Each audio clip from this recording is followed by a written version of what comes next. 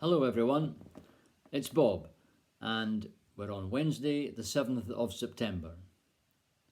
L-O-S-T. That's my key word for today for this reflection. Lost.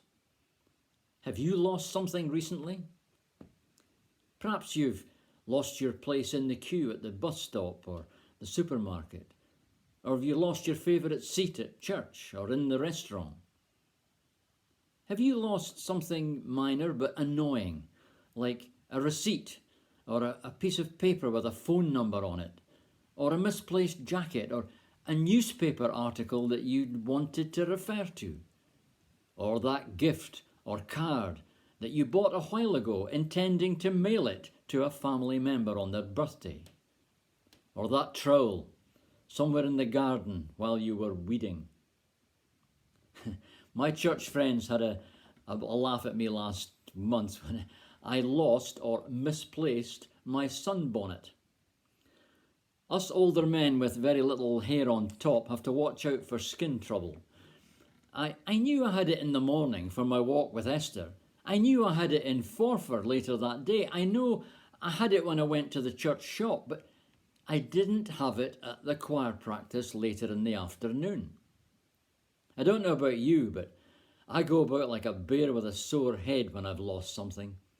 Even a hat like this of little monetary value. It's my favourite at the moment. Everything else in my mind has to take a back seat. I'll pace about, retracing my steps, checking pockets, the car, various rooms, the toilet, and comments like, "It'll be somewhere," or "It'll be where you left it." That's no help at all. Having asked others at church and elsewhere, the bonnet did eventually turn up in a back room of the shop, just where I dropped it, much to the amusement of the staff. Have you lost something valuable, like a ring, or a mobile, or your bank card, or something important like the car keys, the house keys, the passport, the specs or the hearing aid, or a handbag containing any of these items? How you ladies keep check on which jacket you had on or which handbag you were using all the time, it beats me. These losses all involve worry, phone calls, paperwork, and a fair cost to replace. Have you ever been physically lost? In a crowd? In a strange town or city? In a foreign country? Or maybe in the hills? Esther and I once found ourselves lost in Tentsmuir Forest in Fife. The sun wasn't shining. We'd left the shore to go inland, and the paths through the trees, they were radiating out in four directions. Which way to go? All was quiet, and panic began to set in. Fortunately, a mountain biker crossed our path and pointed us to the sea. Relief. Have you ever had a child who got lost, even for a moment, in a crowded play park, at a fun fair, a football stadium, or in the supermarket? Your responsibility. The panicked look around, the shout for their name. Fear, it grips you. Are you lost now emotionally? Are you feeling lonely, worried about your finances, your health, the state of the world? Are you grieving for someone close? Speak to a family member. Call your minister or your elder. Talking things over often helps to ease a burden. Try talking to God in prayer.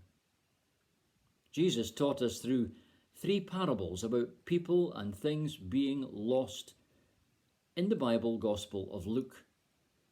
The lost coin, the lost sheep, and the lost son. First, the woman's coin was lost through no fault of its own. The woman searched everywhere for it.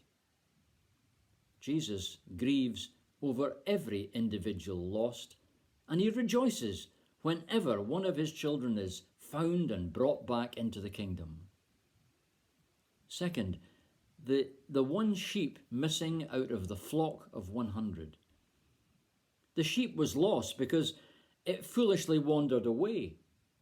The shepherd left the 99 in safety, and he went out to search for the one. This is like a person beyond hope, being brought back into the fold, back to the gospel, back to the good news. Before you were a believer, God sought you, and he's still seeking those who are lost. Third, the lost son or the prodigal son. He had a will of his own. He wanted his inheritance now.